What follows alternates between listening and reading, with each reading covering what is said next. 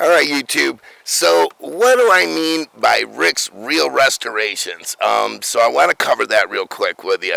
Couple of things. First off, you see so many videos on YouTube. If you're a prospective first-time boat buyer, I'm just envisioning, maybe a young person that might have some younger kids, and they think, boy, if I could get a boat going in the next couple of years, we could probably, really use that, or something of that nature. Maybe you're retired and you're ready to go out and do some fishing, and you don't have the money for $40,000 brand new boat, right? So, what I mean by real restorations, anytime you start on one of these boats, pretty much rule of thumb, I just count on it's going to cost me $2,000, right? So you're going to get some, like I showed you guys already in one of the videos, that, they're all banged up, chipped up, look like crap, and then you spend a little time and you get some of the spider webbing out and you spend a little more time, and that's only sandpaper and water.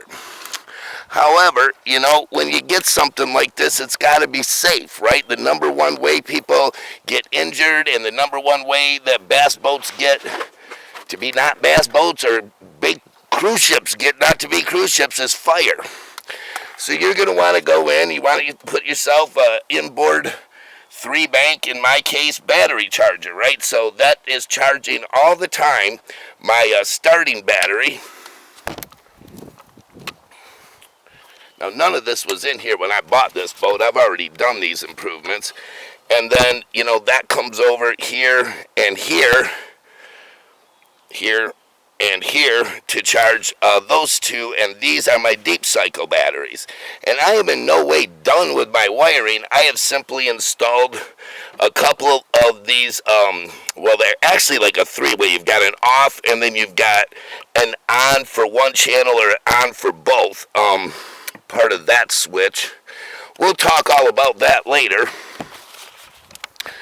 But over here on this side and up underneath the dash there, I've already installed some of these more European style type power blocks, right? So you just bring power in and a negative in, and then you can run different gadgets off of that without individually continuing to wire to the battery. So you want to keep things pretty clean, and again, we'll talk about all of that. But all of this stuff, I had a matching battery to those two. I live out in the country in Michigan, and neighbor guy stole one of them. So this is just a little backup battery I'm using right now, but we will be getting a matching battery to the other two. The next thing is, you're going to get seats. These are not that expensive if you have to replace the seats in your boat. If they're this style seat, probably about $100 a piece ought to do it for a real nice, brand new quality one. You're going to have to buy some new electronics. Probably all of your gauges won't work.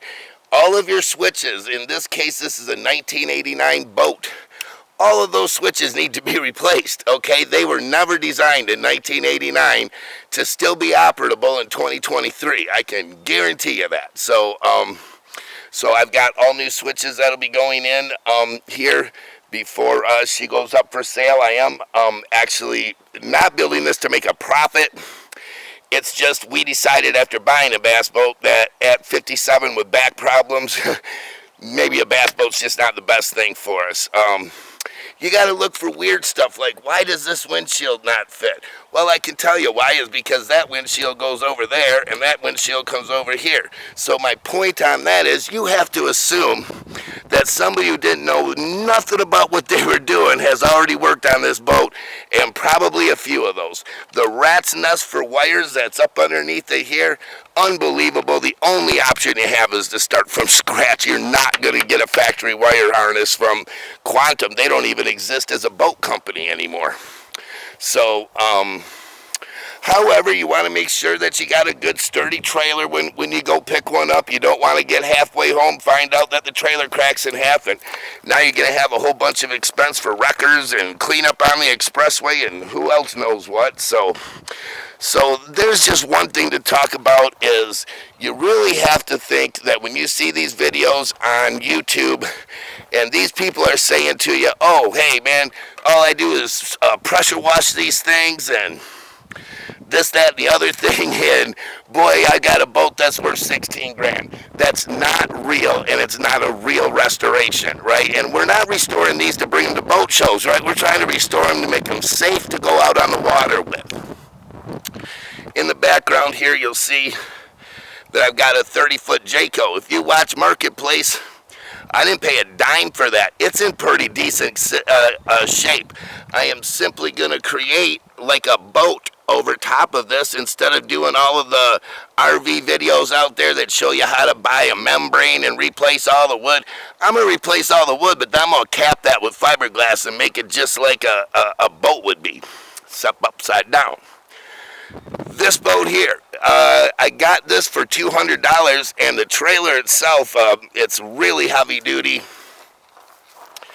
Absolutely, the trailer itself is worth, $400 to $600. But what I really am going to tell you is that this motor is in real good condition yet.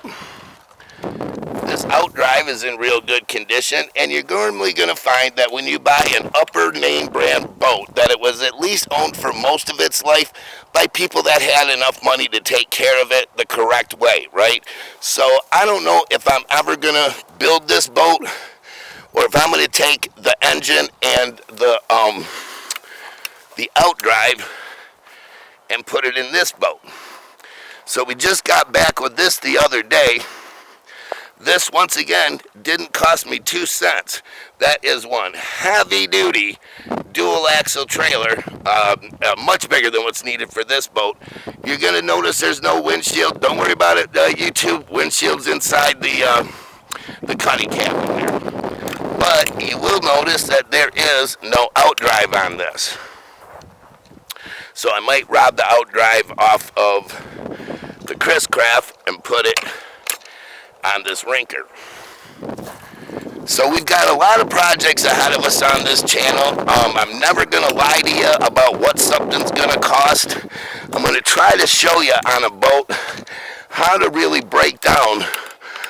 Like I say, I just got this rinker, so it's going to be a good video, but what is it going to cost me? And I'll show you how I go about that to get this boat back on the water. And I'm not talking all rigged out, ready to fish. I'm just saying the boat itself, what's that going to run me?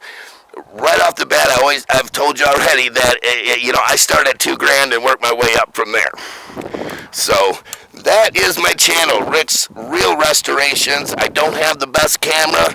I do not have the best personality. I do have a lot of experience working with fiberglass and working with electronics and working with the electrical. So, again, I won't tell you something that's wrong. Now, here's the last thing I'll say. If you hung in there this long, thank you very much.